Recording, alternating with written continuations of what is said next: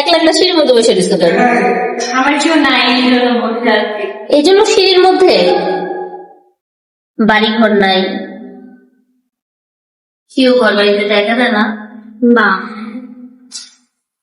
থাক ঘরে একই একলা একলা সিঁড়ির মধ্যে বসে দিচ্ছ কেন? আমার কেউ নাই, এই জন্য বসে আছি। এই জন্য সিঁড়ির মধ্যে? বাড়ি ঘর নাই? কেউ ঘর বাড়িতে জায়গা দেয় না? না, থাক ঘরে একই।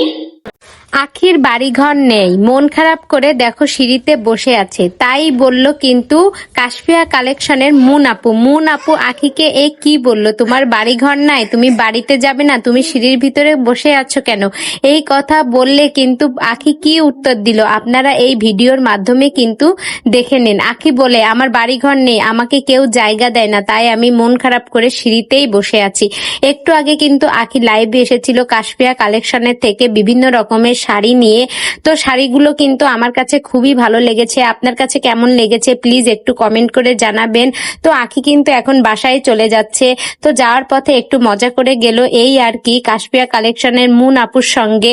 তো বন্ধুরা, আখি কিন্তু বেশ ভালোই, আখি কিন্তু অনেক প্রমোশনের কাজ করে কাশফিয়া কালেকশনে, তো সবসময়ের জন্যই আসে। আর যেদিন না আসে সেদিন তো কমেন্টের শেষ নাই। সবারই একটা প্রশ্ন, কাশফিয়া কালেকশনে কি আখি এখন আর নেই? তো বন্ধুরা, ভিডিওটি সম্পর্কে কমেন্ট করুন।